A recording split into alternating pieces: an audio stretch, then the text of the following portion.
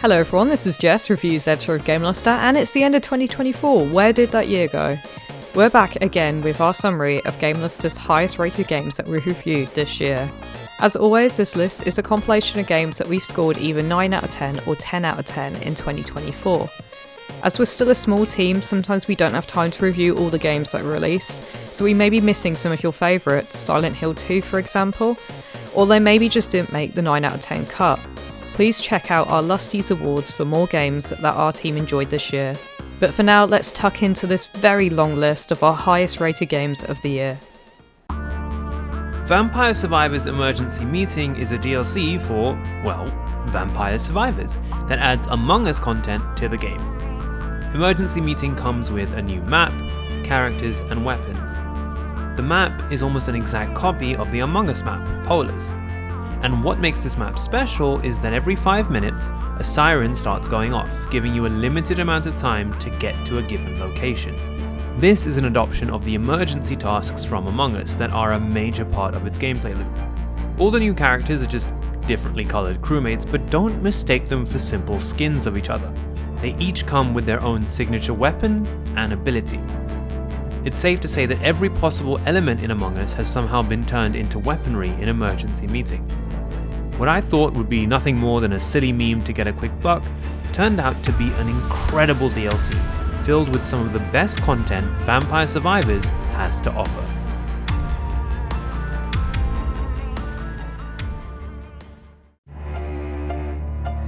With Prince of Persia, The Lost Crown, the Prince of Persia franchise goes through a huge change and has become a 2D Metroidvania. You are Prince Sargon, one of the 7 immortals that protect Persia. When the Prince of Persia is kidnapped, you head to Mount Quaff to get him back. Time seems to be all over the place here. Alternate versions of yourself start to appear, and for some people, this uncanny place seems to drive them into madness. Mount Quaff makes for a great canvas to tell a sprawling story with twists and turns. The Lost Crown isn't just a good Metroidvania, it's one of the very best in recent times. It triumphs in all 3 of the core Metroidvania pillars of gameplay: combat, platforming, and exploration. You gradually unlock new abilities, and by the end, the movement options available to you are nearly endless. The environments take advantage of that, with plenty of platform sections that are anything but easy. You combo enemies both on the ground and in the air, and you can zip around while doing so. When you parry attacks at the right moment, you can trigger a little animation that's different for every enemy, and is super stylish and fun to watch. Boss fights can also take on some very anime proportions of epic scale and over-the-top attacks that are paired with extremely stylish animations that don't get old. Prince of Persia: The Lost Crown revives a fan-favorite franchise with a new coat of paint. In the satirical narrative deduction game, Lil Guardsman, we play as Lil, a sarcastic 12-year-old girl taking over for her dad at the front gate, and makes choices to determine the fate of the Kingdom of Sprawl. At first, there seems to be an abundance of ways to learn more about a character that walks up to the gates to decide whether to let people in or not, but with a 3-action limit and the same possible actions almost throughout the whole game, there are only brief moments where you get stuck. Using different actions causes the NPC to squirm, but making them squirm the right way is the tricky bit. Lil Guardsman is one of those games that's meant to be played multiple times, so you can test out multiple outcomes. The art all fits in the fantasy cartoon theme and gives each character a personality of their own. What was also interesting is how art is important when determining if characters should be let through. Every part of the character is important in determining whether they should be trusted or not. Lil Guardsman has superb writing and witty banter and a comprehensive story. While there are brief moments of dark topics, it flips to its funny side in a flash again. There were interesting and unique voices for all the characters. They were wonderful and silly and matched each other's personalities perfectly. Lil Guardsman is a game not to be missed. Tekken 8 has plenty of flair and enough content to outshine even its most celebrated contemporaries. It feels sensational to play. Controls are smooth and responsive, and visual feedback is constantly being gifted to the player. There's such vast combo potential that even mashing may net you a cool looking string. However, you may want to try Special Style, a new control scheme that is a simplified version of certain key inputs, allowing players to easily pull off signature moves, air combos, and powerful heat attacks. The new heat system offers burst moves upon activation, and is built with Tekken 8's aggressive nature in mind, offering the opportunity to either go wild or turn the tide back in your favour. If this doesn't work, then Tekken 8's implementation of match replays not only allows you to scroll through a previous fight to see where mistakes were made, you can immediately learn from them by jumping into the replay in real time. The main story, The Dark Awakens, is nothing but a constant push to the next grand moment. It's an absolutely off-the-rails and bombastic tale, yet still continues the Mishima saga in meaningful ways. This story is a roller coaster, and a good one at that. All of this is supported by absolutely stellar music and visuals. Stages are vibrant, effects never feel overly busy, and the characters look the best they ever have. The soundtrack is banger after banger. Tekken 8 cements itself as the current king of fighters for newcomers and veterans alike. You are a thief, sneaking into a lavish mansion owned by a notorious puzzle lover. A great treasure reportedly lurks somewhere inside. But before you have a chance of claiming it, what will you find standing in your way? Lots of boxes. Also, a surprisingly deep story about the creation of an artificial life and a mysterious being called Aurora attempting to understand her own identity. Boxes Lost Fragments is a puzzle game about boxes. Each box is visually distinct and uniquely designed, so the game never feels repetitive even though all you are doing is opening boxes. There was never a time when I felt like I was encountering too much of one type of puzzle. The variety is amazing. Boxes genuinely makes you feel like you are completing an escape room or puzzle box through the screen. The 3D nature of each item, and the fact that they can be flipped and rotated and examined from all angles, creates a real feeling of tactile objects, even though you're just playing a game.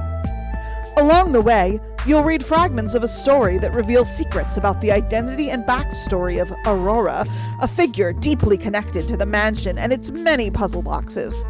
This clever puzzler is as elegantly designed as the gorgeous boxes that make up each level.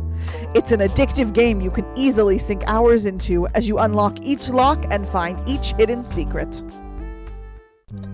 The Like a Dragon series leaves Japan for the first time in Like a Dragon Infinite Wealth, as an old Yakuza contact reaches out to Ichiban with news that his long-lost mother is still alive in Hawaii.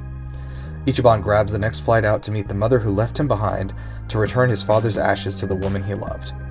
Upon arriving, Ichiban accidentally forms a ride-or-die team yet again and finds that his mother, Akane, has gone missing. Old franchise protagonist Kiryu has his own assignment to find and rescue Akane, and as their goals align, it's time for a team-up. Ichiban and Kiryu serve as dual protagonists in the story, driving the themes of taking responsibility for the past while keeping your face towards the future. Somehow, Infinite Wealth tells us the most personal story of all about two different people at the same time. The open-world map of Oahu neighborhood is beautiful, expertly designed, and staggered perfectly to encourage exploration while still challenging players. You're never more than 10 seconds from the closest point of interest.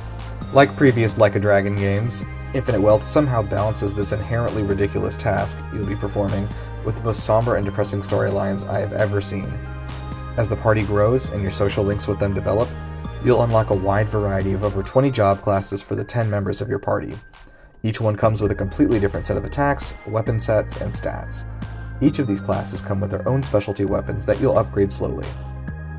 Infinite Wealth has revolutionized turn-based combat by incorporating so many live elements, a viewer would never know that it's turn-based. Each attack comes with QTE events that give you a chance at a crit, and each character is constantly moving around the battlefield, meaning you need to strike immediately and without thinking sometimes. Kiryu even is able to break out of turn-based combat and back into his signature beat-em-up style every so often, while turn-based combat is happening around him. The sub-stories tie in closely with the minigames, the crown jewel being Sujimon, which has been expanded into an entire campaign. Professor Morikasa has returned with a new challenge: travel across the land, searching far and wide, to defeat the Discreet Four, dethrone the Sujimon champion, and catch 'em all. collect the many. While only a third the length of a normal Pokemon campaign, Sujimon is a better game than Game Freak has produced in many years. Infinite Wealth also offers one of the best soundtracks in gaming, yet again. A strange mix of heavy electronics, Hawaiian ukuleles, and nostalgic 80s guitar riffs creates an ever-changing atmosphere that keeps pace with an always-shifting story tone. With gameplay this good, a narrative this gripping, and punches that will hit you straight in the heart, this is the apex of gaming as I know it.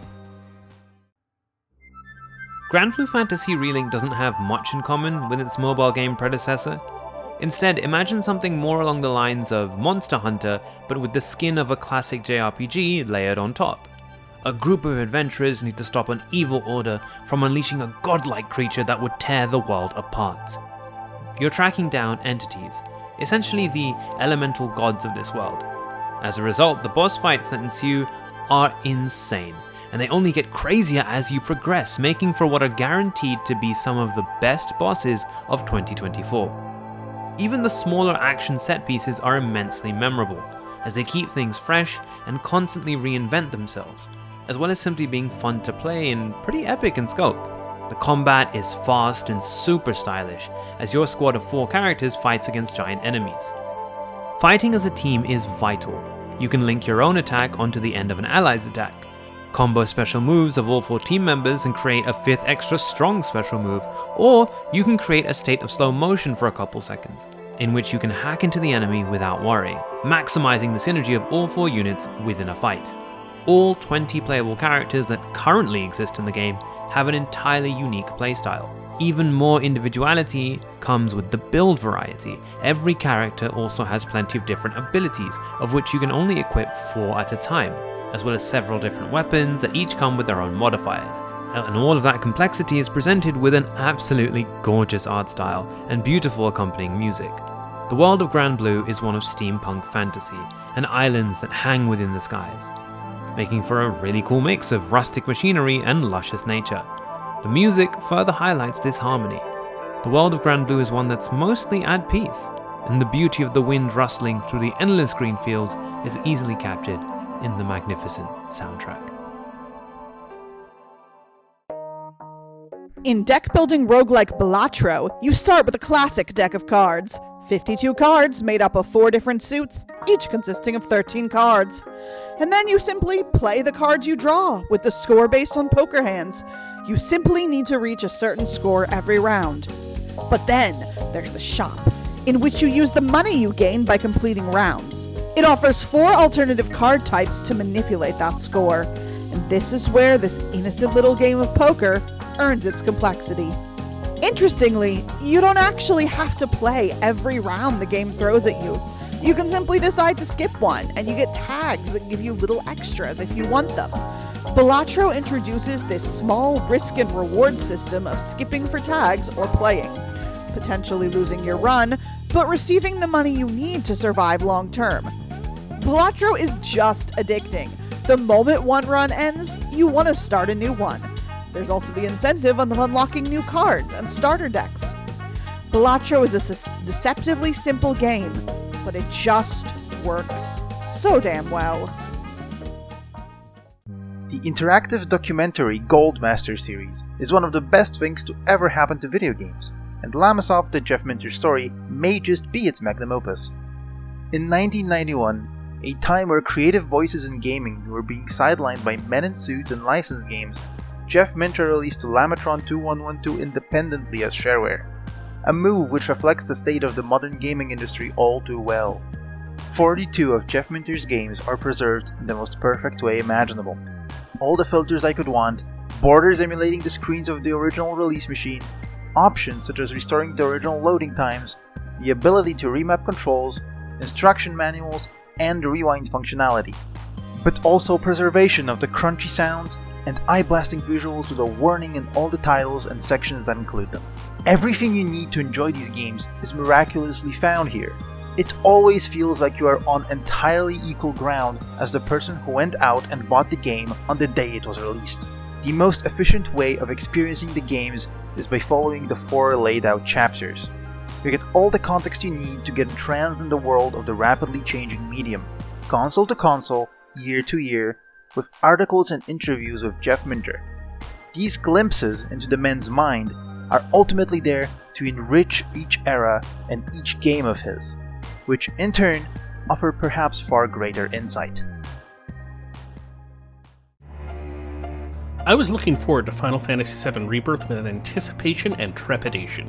From the very start, it straddles a very fine line of threading in hints to the greater plot that a new player will miss, but which will be obvious to returning players. Zack walks into the Midgar Undercity and sees a newscast that reveals that Cloud and his party have been defeated. He then rushes off to try and rescue Aerith, and succeeds. We then cut to Cloud talking to his party, Aerith among them, recounting his flashback of the Nibelheim incident of 5 years ago. Even a first-time player should be rightly confused to being 2 Clouds and 2 Aeriths. Now, the plot is amazing. What changes there are from the original actually serve to flesh out the world more, smooth over awkward moments, or just add something fun to the world. There are tons of tiny variations to the story depending on your choices and the feelings that each party member has towards Cloud. Whoever isn't in your party will not only chip in with free attacks in battle, but you can swap your party members around at basically any point out of combat. This is especially nice for the grand number of side quests Rebirth has provided, several of which are tied to specific party members. The mechanics of battle are largely the same as Remake, but there are new synergy skills and abilities. Rebirth has also improved the weapon upgrade system from Remake. Every level grants a number of skill points which can be used to buy improvements for your character. Not everything is available to be bought right away, of course. A lot of the board is locked away behind weapon levels and party levels. Party levels increase by completing none of Rebirth's main quests, side missions, and random tasks, while weapon levels function much the same way as in Remake, where at a certain maximum SP threshold, the weapon will just level up. I have thoroughly enjoyed every moment with Final Fantasy VII Rebirth. What it gives me even more than an amazing experience is the hope that the third part will be just as amazing. Final Fantasy VII Rebirth takes everything good about Final Fantasy VII Remake and puts a polish on it.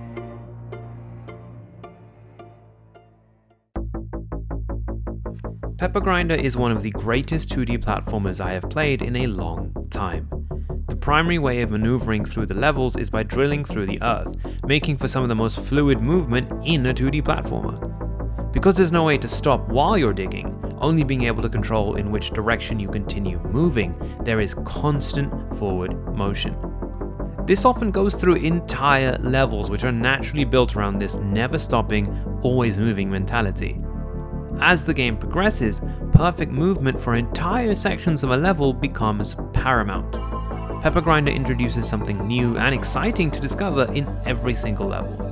The soundtrack takes inspiration from older platformers and it too is unbelievable. To go with the non-stop, movement forward philosophy of the gameplay comes a soundtrack that's bumping beats and electrifying strings to give you that adrenaline rush you need to complete the level. It's the kind of soundtrack that both goes perfectly with the game it was made for, yet also one I could see myself listening to later on. Pepper Grinder is a shining example of how to make an outstanding 2D platformer that could reasonably go head to head with some beloved classics. 100 Heroes sets us in the strange land of Galdea, where science fiction meets fantasy. Lots of betrayal, tested alliances, and old friendships will come to the forefront, and perhaps a love story between our hero and the princess. The soon-to-be leader of our 100 Hero Alliance is Noah, a young man from a small village, obviously, who has left his home to prove his worth as part of the Watch, who serves as the peacekeepers of the land. The story begins when a power-hungry duke begins making moves to frame the Grum Watch for border skirmishes that he plans. He then invades, and the group, along with the charismatic and cunning Princess Periel, are forced to flee to a ruined castle and begin building a resistance, gathering allies in neighboring kingdoms to retake their home. The general structure of the game is to travel to a new location, guided by a linear story, defeat dungeons and bosses, gain new heroes for your team, and materials, and then return to your base to build up your new town. The gameplay loop is smooth, streamlined, and also engaging. You never really feel like you're doing something repetitive, and 100 Heroes keeps the story moving at a fairly good speed the whole way through. As advertised, there are indeed 100 heroes scattered around the world that can be convinced to join the Alliance.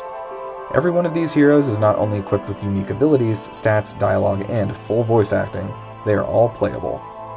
During combat, you'll choose an accent for each of your 6 fighter characters individually and then watch the entire turn play out at once. It's a very smart way to get the adrenaline rush of live combat with the strategic challenge of turn-based. By using your default attack, you gain SP, which can be used to harness the power of your rune lenses. Rune lenses play a big part in the story, and each character is equipped with these magical items. Battles are more complex than the menu would suggest, incorporating elemental advantages, resistances, and immunities, as well as 3 types of armor, and, the big star, turn order. The turn order is actually set at the beginning of each turn, showing exactly how many actions each hero and enemy has and when. As you select actions for each hero, their position on the turn order will shift depending on what it is. In boss battles, it is absolutely critical to plan out your turns perfectly, as they do not hold back. Each dungeon is based around one huge puzzle with a few encounters, followed by a hard-as-nails boss fight. 100 Heroes also has some of my favorite art design in recent memory. While the characters and basic enemies are the 2D classic pixel art with HD character portraits, the entire world is actually rendered in 3D alongside the bosses. It truly feels like a modern take on the classic 2D pixel JRPGs of yore. The music is also some of the best I've heard this year, helmed by some industry veterans. The gameplay loop is so directed and streamlined, and the quality of life features are so plentiful, I don't even know where to begin listing them. As a great lover of RPGs, this is one of my favorite in recent years, and it is a must-play for any genre fan out there. Tactical third-person puzzle shooter Children of the Sun is one of the most stylish games. Every time you start a level, you're greeted with a simplistic landscape backlit by the burning sun, covering everything in its orange light that accentuates the neon pinks and purples glowing from within every inch of this nightmarish dreamscape. The only things standing out are cult members in bold yellow uniforms, like a big street sign that's practically begging you to shoot them. The girl is filled with endless, burning anger. As we find out between levels, through beautifully illustrated images that pop with color, much as the rest of the game, the cult took everything from her, leaving nothing but a husk of a masked woman behind, with one goal only: kill the leader. You have one bullet, but will have to be enough to kill them all with precision and expertise. Anytime you kill someone, you can re-aim your bullet. Children of the Sun looks absolutely striking, as well as scoring with some outstanding sound design. It's a game that channels the most deep-seated hatred into sheer acts of violence through the undeniable power of impeccable stylization. Children of the Sun shoots you in the face with a style that is undeniable and makes this story of anger, violence, and revenge more beautiful than you could possibly imagine. Hexguardian is a roguelite tower defense in which you build towers and armies to defend against the unending hordes of enemies traveling through the modular hexagonal map placed by you. In addition to static towers, you can build army buildings that produce a handful of units to help you defend. This adds limited mobility and flexibility to game plans, and combining different units and different abilities with the stationary towers can lead to some great runs. Each army building can send its troops to a different radius, allowing you to defend from different paths and even change course during a level. When enemies die, they have a chance to drop stones, and stones give us new tiles to place on the map. The tiles can have roads, rivers, or both in various directions. If you plan from the start and get lucky, you can close the loop on some of the entry points and stop enemies from coming from those paths. Hexguardian looks and sounds beautiful. The colourful and varied art style in each biome, bold visual effects, and adorable character designs create a lovely visual experience. With a chill soundtrack, accurate sound effects, and satisfying auditory feedback, the game's sound design enhances the experience without being distracting. Hexguardian surpasses other recent titles in the genre. It captures the satisfying core gameplay of tower defense while providing clever additions to its strategies, a nice polish, stunning visuals, and an accessible progression system, making it an addictive and enjoyable experience. In Stellar Blade, humanity and creatures known as the Naytiba are at war, and as a result, the planet has been devastated, conquered by the Naytiba. It is up to Eve and the members of the 7th Airborne Squadron to find the Elder Naytiba, the commander and source of all Naytiba, and eliminate it so that the Mother Sphere and the colony can begin to reclaim Earth. There are plenty of great and extremely effective moments in the plot, both in the main story and in the numerous side quests. Stellar Blade's combat is about rhythm and momentum. You want to learn an enemy's pattern pattern to anticipate its attacks and react to, or in some cases prevent, its activation. Eve has a host of basic and complex combos at her disposal, with more complicated combos being more powerful, stunning, and better in general, but also putting Eve at more risk as you can't always cancel them into dodges and blocks. Combat is brutal, death is often, but your progress isn't lost if you die. In fact, the only thing that changes when you die is that you return to your last checkpoint, and all defeated non-boss enemies respawn. If you like kinetic action titles like Devil May Cry or Bayonetta, and don't mind dealing with Souls-level brutality in your combat, Stellar Blade is well worth your time and money. If you love Nier Automata, Stellar Blade will absolutely scratch the same sort of itch with the over-the-top action mixed with a protagonist who grows to distrust and doubt the very mission she was made for, culminating in her finally making a choice of sides. Dread Delusion is a masterpiece. Role-playing is achieved not through systems or different styles of gameplay, but instead the quests, exploration, and dialogue. In all these aspects, Dread Delusion can proudly stand among the greats. Each area has a quest line that will rock your world, a faction that can change your perception of the game's core themes, and a choice that will shape the rich history of the universe. Its world is wonderful, layered, and palpable. Exploring every new area feels like a monumental task, yet piece by piece they become familiar. What kind of moral code will you form in such a complex reality? Will you care to ruin the status quo when the possibly faulty robot dictator is the only one able to cure the incurable and change the unchangeable? Dread Delusion will go down in my mind as a classic. A janky, beautiful, heart-wrenching classic that did not reinvent the wheel, but put together the best hits compilation of all that 2000s RPGs had to offer and then some. In a flurry of half-minute long segments, 10 at a time, totaling 5 minutes per successful run, you will experience all the chaos and much more in MULLET MADJACK.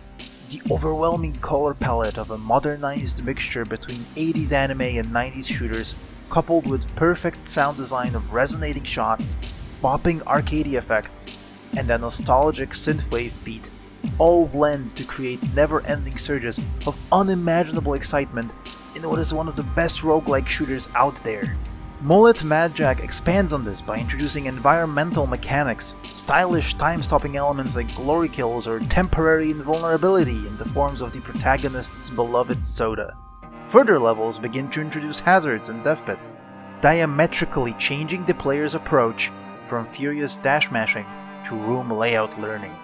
Elsewhere, the comedy shines as the macho protagonist throws quips about correcting your posture, proper hygiene, and not becoming enamored with authority. Wrapping it all up are themes of hyper-consumerism, vague nostalgia baiting, and the push for short-form content and outrage farming. MULLET MADJACK excites not just as an excellent shooter with its insanely intense and surprisingly vast array of moment-to-moment possibilities, but also as a sign of the maximalist short-form future. Animal Well is very simply a Metroidvania with no combat. Explore, complete puzzles, and move on to the next set of rooms, finding some secrets along the way. Animal Well has shattered my understanding of game design, both in the simplicity of its execution and the complexity it allows players to bring to it. It is not only my favorite Metroidvania of all time, but it is flat out one of the best games I've played in recent years. You're in a seemingly infinite well, full of animals. You slowly unlock 6 tools that will give you more ways to solve puzzles and more rooms to explore. Most rooms will feature animals of some kind, of course. Some are friendly and they want to assist your travels, and others are out to kill you. You fight back with your brain, and the platforming feels amazing. This game excels with responsive controls, consistent physics, and easily controlled movement.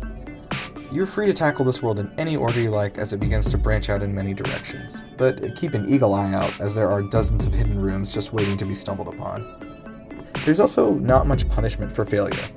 If you die by losing all 4 hearts, you restart at your last telephone save point. They're all easy to access, and with no combat, even if you get set back a few rooms, it doesn't actually feel like you've lost any progress. Animal Well doesn't want you to fight it. It wants you to play alongside it. Stinging from his recent divorce and struggling to break his crippling bread addiction, the duck detective looks for his next big case to solve. Fortunately, he finds it in the chaotic office of a local transportation company. A mysterious individual calling themselves the Salami Bandit has been stealing lunches, ruining birthday parties, and more. With everyone in the office distrusting each other and the situation spiraling further and further out of control, can the Duck Detective crack the case in time? Duck Detective, the Secret Salami, seems on the surface to be a silly and light-hearted game, but it's also a well-written, competent mystery. Longtime fans of crime-solving games will love putting their deductive reasoning skills to the test. You use every resource and piece of information at your disposal to solve the greater mystery. The game's cast of characters is small but memorable, each with their own unique quirks. One thing that really makes the characters so memorable is that Duck Detective is fully voice-acted, bringing the suspects and witnesses to life.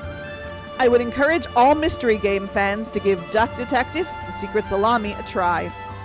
It's refreshingly hilarious and compact whodunit, featuring off-the-wall humor, a memorable cast of characters, and some truly spectacular voice acting. Nine Souls is an indie Souls-like Metroidvania, steeped in its own unique, Chinese-inspired mythos. Yi is a soul, a powerful being and higher-up of ancient Solarian society.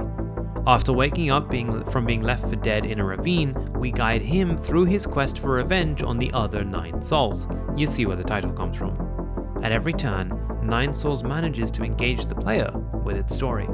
Written dialogue is tight and impactful, hitting its emotional beats well while absolutely selling a more understated, charming humor. The cherry on top that really ties all of this together is the voice acting. There are only single-line barks here, context-specific and unique to each character, and yet, with tone alone, the voice actors convey so much emotion. The combat of 9 Souls is the very embodiment of it. Parrying shiny attacks and dashing through crimson heavy hits are the basics, and they are handled with aplomb. Attaching and detonating talismans, explosive equipment earned with each perfect parry, is also brilliantly done. This indie gem boasts gorgeous visuals that truly pop. Focused art direction keeps everything from backgrounds to character sprites stunning throughout. 9 Souls will challenge you, it will intrigue you, and it will make you smile in the ways only a good Metroidvania can. Tavern Talk begins with a beautiful, laugh-out-loud opening, introducing you as the innkeeper and your bar. With pretty, cozy bard-like music, the tone is set instantly and carries on throughout the rest of the game. You get your first patron of the day and mix them up a drink. You get to know them and what they're up to, and you wish them farewell. The innkeeper's dialogue and the rest of the writing in general consistently flowed in a humorous and poetic way. Talking to your patrons uncovers rumors, and once you have 3 rumors that go together, you'll be able to turn that into a full quest at the end of the day by piecing them together. Your main role as the innkeeper, other than compiling quests for people, is mixing up drinks. Which drink you mix for a quest will dictate how that quest ends. Mixing drinks is easy enough, just see which boost your patron wants and find a recipe to follow that request. There are so many characters to meet, each with booming personalities and gorgeous designs that fit them almost too well. They each have a gorgeous background tune that plays alongside them. There's something special about being the nosy bartender who's gathering rumors and throwing out quests, watching the patrons you've come to know and love take on missions and succeed, and then befriending them on the way, or being an ear for them when they failed and they don't know how to continue. With its pleasant atmosphere, simple mechanics, important lessons, and characters you're sure to fall in love with, Tavern Talk is a must for visual novel fans. A Little to the Left's Seeing Stars DLC is an absolute triumph. All A Little to the Left fans should add these 30-plus new organizational puzzles to their collection. Seeing Stars feels new and fresh. There is much larger puzzle variety compared to the base game, with some extremely unique levels. My absolute favorite thing about Seeing Stars is that almost every puzzle has more than one solution. It allows you to get creative and try for some more out-there methods of organizing things. The developers clearly took the time to consider a wide range of solutions and accept as many as possible. This also adds a ton of replay value, as you can play each level multiple times to find the unique and creative solutions that you might not have immediately thought of. There are also some levels where you get to destroy things.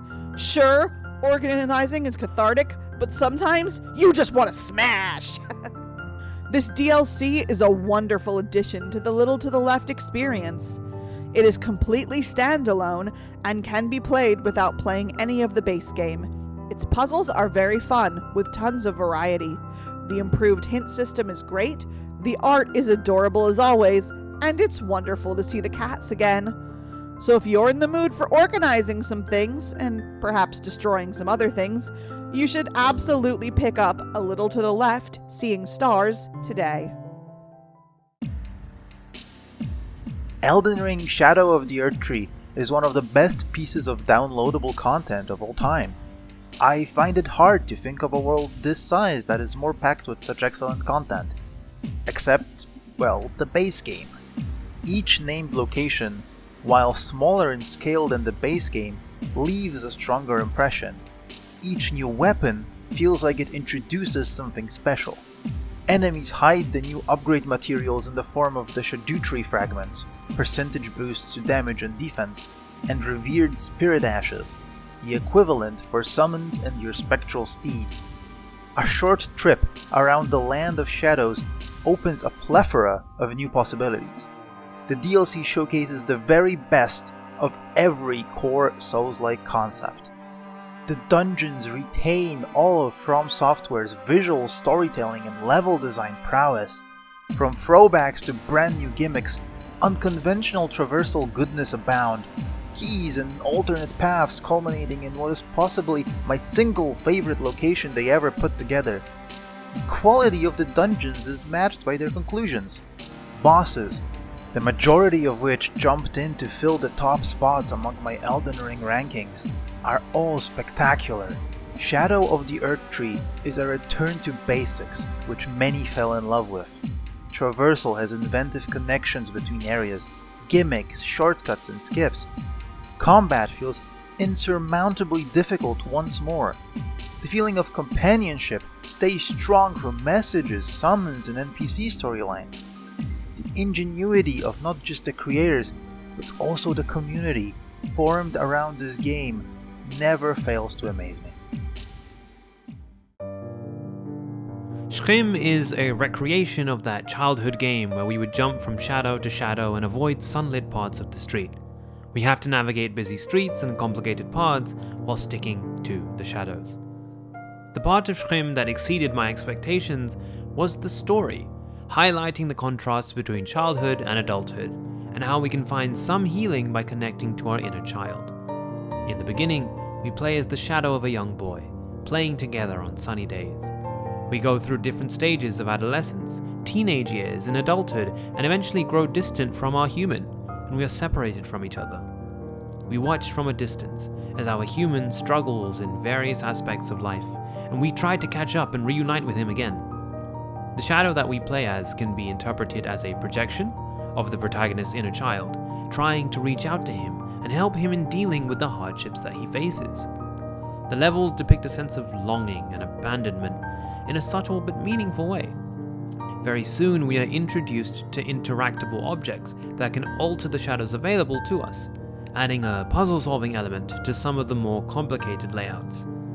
The increased difficulty and the multiple ways you can approach each section add a lot of replayability to SCHiM. The minimalistic and monotone art style, the chill soundtrack, and the smooth animations and gameplay provide a very cozy and relaxing experience that makes it even easier to come back to. There is nothing out there even a little bit like Kunitsu Gami, Path of the Goddess. I'm so in love with its innovative, masterfully woven, eye-opening weirdness. Kunitsu Gami is a perfect meeting of real-time strategy, action hack and slash combat, and tower defense. It's an insane concept just by its description, which makes it all the more impressive that Capcom has not only made the concept work, they mastered it on the first try. You will take control of So, a warrior sworn to protect the Princess Yoshiro. A foul defilement has taken over the mountain which they call home, and dozens of different kinds of demons, based on monsters from Shinto mythology, have invaded the land. The only way to cleanse the defilement is for Yoshiro to perform a ritual dance across every level every day. During the night, the main Torii gate on the other end of the arena as well as one other gate will open, and demons called Seed will begin to crawl out and attempt to kill Yoshiro. So must purify villagers in each level and command them in RTS gameplay each night, joining them in fights with combos, special attacks, and some juicy hack-and-slash goodness. You'll also need to spend precious seconds searching for and freeing cocooned villagers, purifying defilements, finding items, managing your carpenter's repair schedule, and preparing your troops for the oncoming demon horde. Each of the 20 levels in Kunitsu Gami features a new gimmick, and every single one of them simultaneously makes the game more fun and challenging. Every level is followed by a boss fight that smartly takes advantage of some game mechanic you've learned during the previous level. After beating a level, you can return to it between stages to assign villagers to work on rebuilding it. This is really nice because it gives a sense of completion once the village is rebuilt, and you can slowly see the spread of finished villages behind you in the distance as you continue plowing down Demon Mountain. Capcom has quite simply mastered this new type of game they've created in one stroke, and it is without doubt one of the most competently made games I've ever had the experience of playing. I have never been as locked into a game as I was during the levels of Kunitsu Gami, and it took every ounce of my intelligence, resourcefulness, and sheer will to make it through to the end. Minds Beneath Us opens as we awaken in a locked hospital room. We are Ivan Zhang, a weapons smuggler who was working to smuggle a chemical weapon when the police disrupted the job, resulting in a car crash. The illusion outside the window disappears to reveal a lab on the other side. A mysterious figure reveals that we are an MBU, a bodiless mind designed to possess people in order to gather information. The lab is attacked and the enigmatic attacker sets us free, putting us into the body of Jason Dye. AI has become so integrated into the everyday workings of this world that it requires flop farms, a massive amount of human brains hooked up to the network to be used as organic computing components. The lowest in society are able to rent out their brains for this purpose, allowing themselves to be drugged and racked up to the machine for lengthy periods of time as a last resort for income. When Jason attends a job interview at one of these farms, he learns that he'll be trialling for 2 positions. One in the flop farm screening department, which deals with the face-to-face signing on of the people who volunteer to be racked up, and the ops department, which involves in preparing them to be racked up. The use of Jason attending field days for both of these departments means that he sees both sides of this dark business and becomes an unwilling middleman between the rivaling departments, one of which believes the flop farms should stay as a vital lifeline for those in need of an income, and the other that wants to shut it down. Surprisingly, both ended up having very sound arguments, and I found myself having a hard time choosing between them. And that's the beauty of Minds Beneath Us' writing. This world is never black and white, and Barebones Studio has done an excellent job at making every aspect of it feel weighted and understandable from any character's perspective. While we may not always agree with someone's opinion, Minds Beneath Us certainly makes sure that we understand why they think this way, that we fully understand the workings of the flop farm. On top of this, each character we meet has such a hefty and fully fledged backstory that I grew to care about each one of them a lot. I also noticed that the characters were picking up on minor dialogue choices I had made, and later on even remembering these small decisions. In turn, I was also often expected to pay attention to what characters were saying or requesting, as a few times my forgetfulness would catch up to haunt me, and this made them feel so real. Minds Beneath Us' storyline was as thrilling as it was in depth, and I was rarely able to predict where it was heading. The dialogue is generally funny in parts, and each character has their own unique voice. It's filled with cheesy fourth wall breaking moments and also some social commentary bits which will leave you with plenty of food for thought. Minds Beneath Us tells a creative and immersive story which it delves into fully, leaving no stone unturned in bringing this dark dystopian world to life. You are a sentient car with a face and legs. You have a bunch of challenges to complete. They're racing challenges, but not exactly. If you played What the Golf, you probably won't be too surprised when I say that while there are plenty of legitimate racing levels in What the Car, there are also levels that are just plain bizarre. To start, you are already a car with legs. In one level, your legs don't work, but you have a rocket booster. In another, the finish line is running away from you. And it goes on. What the Car is absurd, inane, and insane. I love it. I love that it doesn't even try and justify its absurd premise because it needs no justification. It just needs to provide me with a trunk full of unhinged car and car-adjacent challenges, and it has. I haven't even scratched the surface of the nonsense this game's up to with its challenges, and I strongly recommend everyone give it a shot. What the Car offers easy to pick up but difficult to master challenges across so many themes and permutations that despite being made for pick up and play style gaming, it is just plain hard to put down. As the old meme goes, cats always land on their feet, and buttered toast always lands butter side down. If you strap them together, they will hover infinitely as the paradox cannot be resolved. This meme forms the backbone of CATO Buttered Cat, a puzzle platformer about a cat and buttered toast. In CATO, you play as a cat.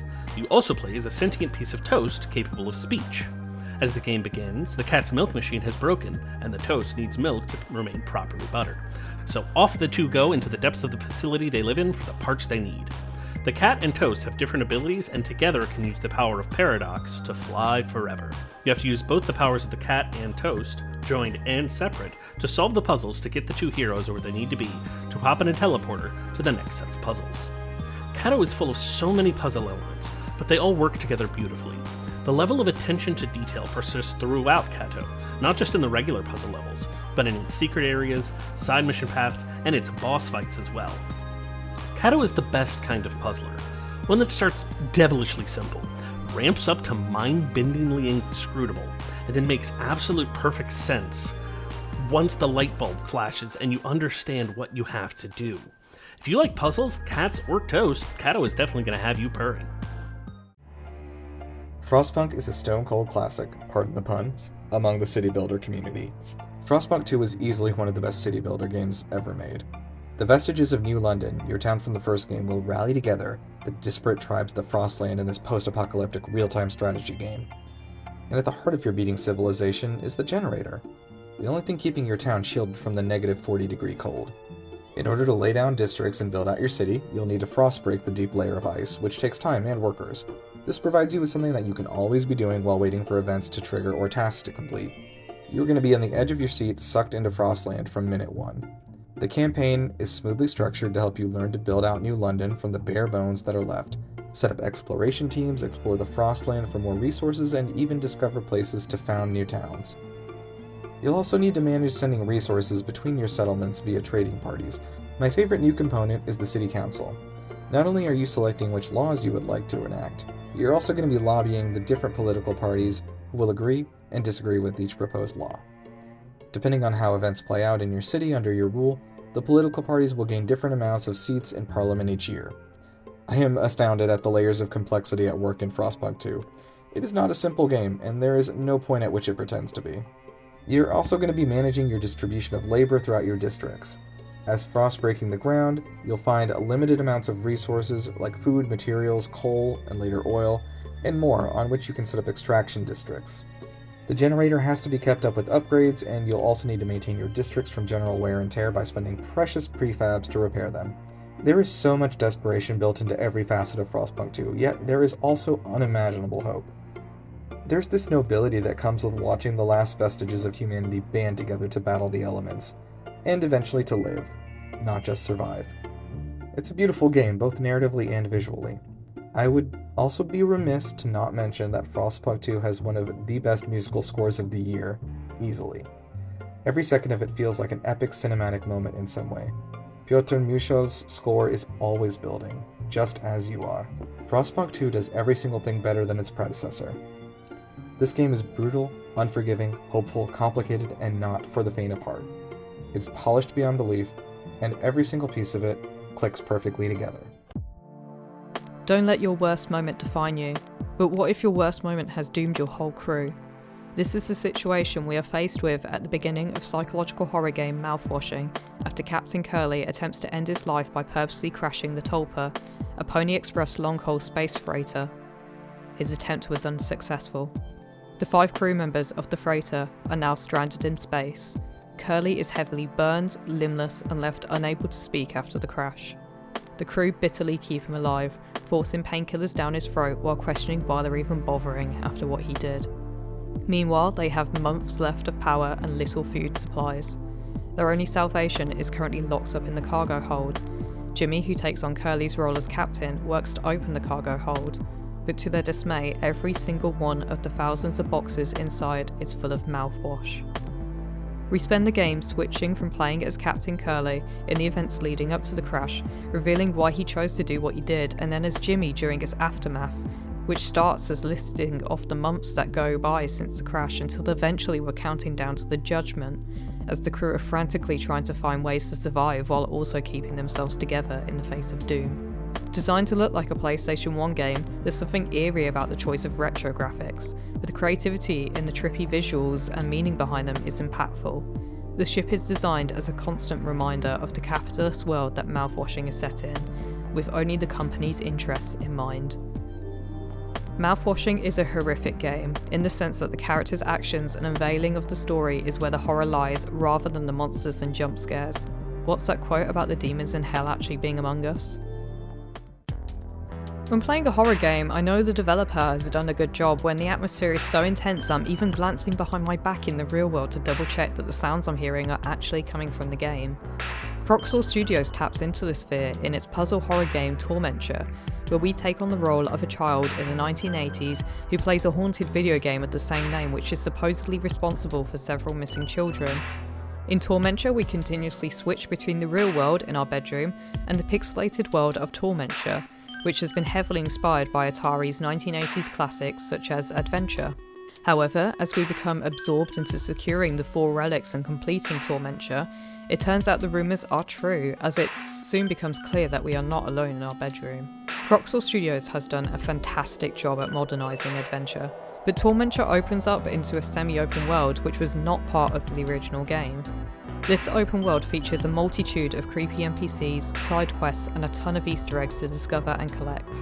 Each of the 4 relics are found in one of the different themed areas and must be located by working out area puzzles and defeating the boss using the area's designated key item. Tormenture is very challenging, both in staying alive against enemies and also its puzzle solving, especially when you take into account that the virtual and the real world begin to collapse in on each other as we progress, with solving puzzles around our bedroom often opening up new paths in the 8-bit game. Tormenture is also one of the scariest horror games of the year. It does a fantastic job of building up tension as we progress. We'll constantly hear things moving around in the bedroom as we play and see reflections in the screen of our CRT television. On top of the great use of ambient and creepy noises coming from the bedroom, the in-game noises sound distorted and broken, which gives it a very eerie feel. NPCs mumble in an off-note robotic tone. Each area has a different soundtrack, but again, there's something just not quite right about it. This all comes together to somehow make an 8-bit game seriously creepy despite the graphics limitation. Tormenture is fantastic and I grew heavily invested in it. The blend of the real world and the bedroom and the 8-bit game has been done seamlessly, and they work really well with each other to ensure that one part of the game isn't given more attention than the other. I very much recommend this not just to those looking for that nostalgia hit, but to younger horror game fans too, as there's something for everyone in Tormenture. Sonic X Shadow Generations is a collection of 2 games, one old and one new. 2013's Sonic Generations has long been called one of the best 3D Sonic games ever, but the other, much more edgy half of the package is Shadow Generations, a standalone game that follows Shadow the Hedgehog during the events of Sonic Generations. Sonic and his friends are warped into a time anomaly dimension by the Time Eater, and Shadow's old nemesis Black Doom returns to take revenge on Shadow for banishing him to Hell so many years ago by sealing him inside his own time anomaly dimension. Shadow is set down into this blank white expanse. The hub world reveals itself through Shadow beating bosses. Completing challenges and stages draws out more of the environment. Shadow unlocks a new Doom power after defeating the boss of each of the 6 areas. Each main stage is 2 acts, and takes place inside his own memories. So, therefore each of these stages is a total remake of one of Shadow's stages from the previous game. Don't get too cozy running down memory lane though. Each level is constantly being warped and interrupted by Doom's Eye, who for some hilarious reason loves Radical Highway and keeps trying to turn every other stage into it. Each of these stages has been totally remade and remixed to work with Shadow's new powers, and the movement physics that Shadow Generations has inherited from Sonic Frontiers. Each stage also features a remix of the original song mixed by none other than Jun Senoue, the foremost authority on Sonic music in the world. The new music is on par with Sonic's long history of bangers, with every old favorite you could ask for. Ian Flynn returns to pen the script for Shadow Generations, and knocks it right out of the park, and holds nothing back. There's not an ounce of subtlety in this game, and it is a near masterpiece for that exact reason. The perfect mix of unapologetic edginess, amazing controls, and perfect level design makes Shadow Generations hands down the best 3D Sonic game ever made. Black Ops 6's campaign is very varied across the 11 very different missions. I expected simple, linear, and relatively monotonous levels meant to just give players something to shoot at, but instead got something far more interesting. Whilst the story may start like that, you soon find yourself at a Bulgarian mansion home base that acts as a hub, from which not only do you progress the story, but you can just explore, combat-free, and complete puzzles in this safe house manner. Besides the puzzles, the house also has unlockable areas that you can spend your hard-earned and stolen money from campaign missions on to access upgrade benches. These benches allow you to upgrade your character's gear, personal stats, weapon abilities, and more in what is effectively an RPG-style skill tree. The gameplay is certainly varied and enjoyable, but each of the campaign missions is progressing a grander narrative, and I'm happy to report that once again I feel it delivers. The central premise is a critical look at insider sabotage and faction forming within the CIA itself. This led to some plot twists, which were especially effective given how well written characters have been up to that point. There are plenty of optional dialogue trees within the Rook safe house, and engaging with each really gives you a feel for where each character comes from, and makes you care about where they'll ultimately end up at the conclusion of the story. The multiplayer is more of the same shooting, gunsmithing, and action as ever, and the maps also look as impressive as ever. Call of Duty Black Ops 6 is an incredible experience, especially to a first-time campaign player, from a memorable campaign with hugely varied gameplay, real action, a classic online experience as good as ever, and of course zombies for people to enjoy. Wealthy tycoon Lady Unterwald is preparing to give a speech aboard the ultra-luxurious Reyes Express, revealing her updated will and testament. But just before she can make her announcement, Lady Unterwald is killed! Now, 3 guests aboard the train: lawyer Arthur Ackerman, novelist Herman Merman, and undercover spy Diana Osterhagen must investigate and solve the murder before they are accused of killing her themselves.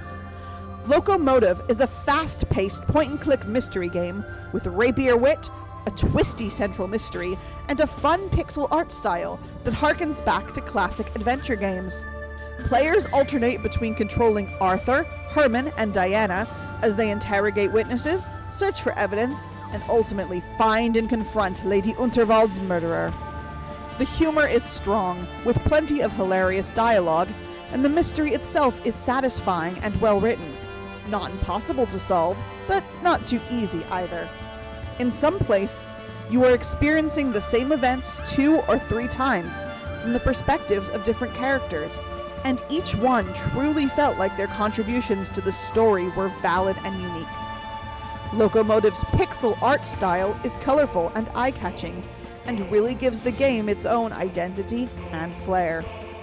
Loco Motive is a worthy successor to the classic point-and-click pixel adventures, featuring a twisty mystery and a cast of memorable, hilarious characters. 30 Birds is a narrative adventure game inspired by Persian and Turkish art and mythology.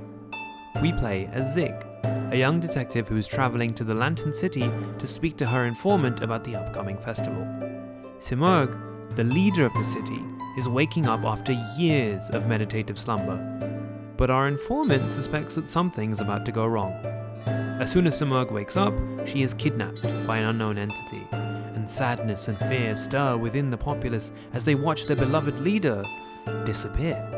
We begin our investigation to find the culprit and free Simurg, and we soon realize in order to communicate with her, we need the help of 30 birds to perform an ancient ritual. The narrative of 30 Birds is lighthearted, charming, funny most of the time, and serious and deep when it needs to be. The story is gripping and easy to follow.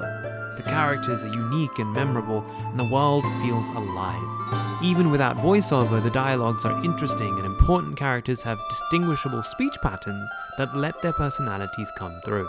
The story and the world are filled with Persian-inspired Easter eggs, characters with Persian and Turkish names, and even some nods to famous historical figures.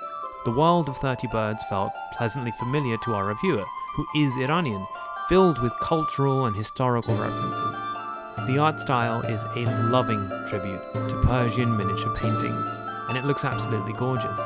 Nima felt a deep, personal connection with 30 Birds' setting and story, but believes it's a worthy game for anyone who enjoys these types of artistic indie games. As a fantasy story for those unfamiliar to these cultural references, it's a cozy and fun tale within a beautiful world. Antonblast is a new benchmark title for all Wario Land-inspired games. thanks to its unbelievably exciting levels and bosses that can rival any classic 2D platformer. Antonblast throws a lot at you right from the start when it comes to the skill ceiling. It was the kind of slap in the face that made sure I knew that if I did not put in the work, I would not get anywhere near victory. The moveset is full of this wonderful friction, making the entire experience feel pleasantly uncomfortable. It feels like we are still barely scratching the surface in terms of how a game like this can be controlled, but each new variation or idea feels like it has its place here. It is easy to get lost in the flair of its levels, the visual splendor of its cartoon-inspired aesthetic, or the mixture of grooves and craziness in its soundtrack. It switches up the gameplay at a rapid pace, daftly moving between horizontal and vertical platforming, quick gimmicks, and game-changing transformations. Antonblast features an all-time great collection of 2D platformer bosses. Rarely do platformers use their movement options for combat, let alone do so with such flair and level of spectacle. The comedy is crude, and there are plenty of modern spins on the humor without any of the typically associated embarrassment. It is a fantastic combination, one which got a hearty laugh out of me on many occasions. All of Antonblast's greatness is created through such ingenious mixtures, and as you play it feels like you are watching someone pluck and place it all in real time. A bit of cartoonish villainy here, some Crash Bandicoot craziness there, and what you get is one perfectly crafted corridor of challenges after another. Antonblast does not only rival its classic inspirations, it stands tall as one of the most exciting 2D platformers ever. I do not know what the limit is for this Wario Land inspired style of game. You can always go bigger and crazier, but in this small renaissance, Antonblast rises as its new benchmark title.